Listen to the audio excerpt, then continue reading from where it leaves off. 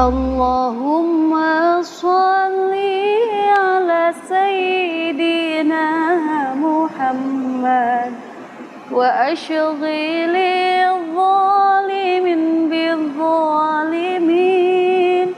Allahumma sholli ala sayyidina Muhammad wa ashghilil zalimin bil zalimin wa akhrijna min bainihim salimin wa ala alihi wa sahbihi ajma'in. Assalamualaikum warahmatullahi wabarakatuh. Bismillah, alhamdulillah, wassalamu ala rasulillah Sayyidina Muhammad ibn Abdullah wa ala alihi wa sahbihi wa mawala, amma ba'du. Faqala Allah ta'ala fil Qur'anil Karim, a'udzu billahi minasyaitonir rajim. Bismillahirrahmanirrahim. Fawailul lil musallin alladzina hum an sholatihim sahun. Al-ayat, sadaqallahul azim. Para pemirsa Cahaya Ramadan yang mudah-mudahan Allah muliakan, di tengah bulan puasa kali ini, di tengah ibadah kita semua sedang dilanda wabah penyakit yang tentunya berefek kepada ibadah kita, terutama ibadah kita saat di luar rumah. Banyak masjid yang digembok, sholat Jumat ditiadakan, sholat tarawih ditiadakan.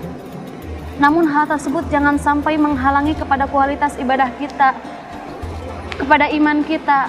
Kita harus tetap menjaga sholat kita, ibadah kita dengan tetap berada di rumah. Bukankah telah banyak yang Allah sampaikan tentang bagaimana keutamaan sholat? Banyak firman Allah di dalam Al-Quran tentang perintah sholat. Aqimus sholah wa atuz zakah. Dirikanlah sholat dan tunaikanlah zakat.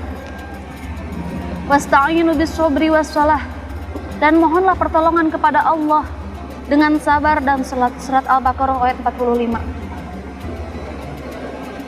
Perihal salat, mengapa salat menjadi hal yang paling utama? Bukankah dengan tegas Allah katakan bahwa amalan yang pertama kali akan dihisab di akhirat adalah salat. Jika baik salatnya maka dia beruntung, jika buruk salatnya maka dia akan merugi.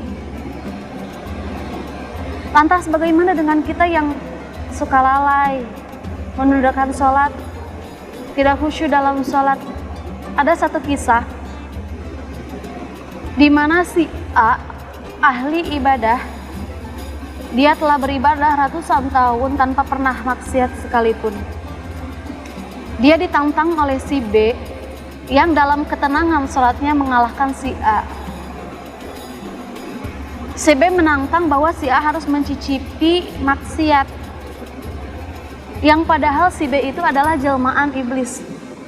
Si A yang tadinya terguyur oleh ketenangan sholatnya si B, dia pingin khusyuk dalam sholatnya, dia ingin meninggikan derajat kuantitas sholatnya, takwanya kepada Allah.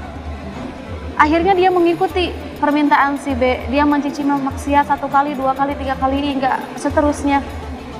Namun takdir berkata lain. Hidup si A berakhir. Dia dalam keadaan maksiat, belum sempat taubat. Dan kalian tahu bagaimana endingnya, kemana dia akan berakhir. Nah, dalam cerita tersebut, seharusnya kita sadar, terutama bagi kita yang terlalu fokus untuk kesuksesan dunia, jika saja amal perbuatan kita bisa dijadikan proposal untuk kesuksesan akhirat, niscaya si A yang lebih beribadah ratusan tahun, dia lebih berhak mendapatkannya. Dia lebih berhak ke surga. Lantas bagaimana? Apa yang bisa kita andalkan untuk kita masuk ke surga? Apakah sholat kita? Nah, dalam hal ini kita harus moderat. Dalam artian tidak terlalu ke kanan, tidak terlalu ke kiri. Tidak terlalu ke kanan dengan tidak menganggap bahwa surga itu ditentukan dengan seberapa banyak ibadah kita, seberapa banyak kuantitas sedekah kita, seberapa banyak amalan-amalan yang kita lakukan. Tidak seperti itu. Juga kita tidak boleh terlalu melihat ke kiri dengan tidak menganggap bahwa neraka itu hanya dengan takdir Allah. Jadi hanya menunggu takdir saja yang berjalan. Tidak seperti itu. Kita harus tetap beribadah semampunya, beribadah sebaik-baiknya.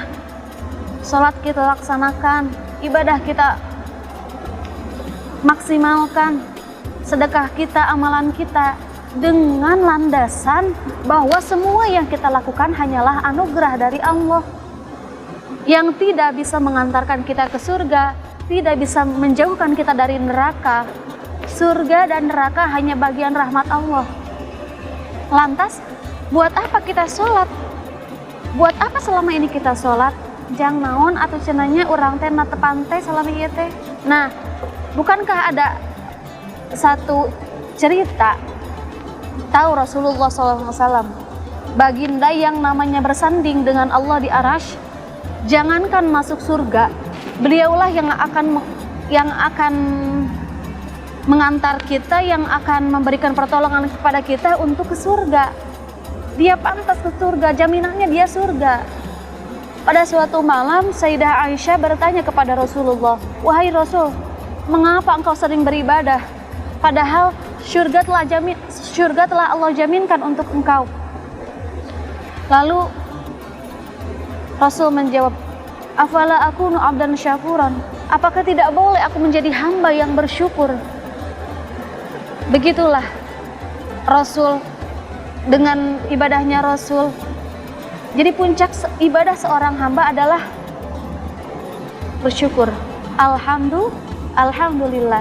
Bagi kalian yang sudah bisa menjaga sholatnya 5 waktu, ayo tingkatkan lagi dengan amalan-amalan sunnah, dengan sholat rawatib, sholat tahajud, duha, sholat taubatnya, hajatnya. Bagi kalian yang belum tertib melaksanakan sholat 5 waktu, ayolah kita perbanyak amal, fastabiqul khairat, berlomba-lombalah dalam kebaikan. Sesungguhnya syurga dan neraka Allah yang merahmati, Allah yang tentukan. Sekian, wallahul muwaffiq ila aqwamit thoriq. Wassalamualaikum warahmatullahi wabarakatuh.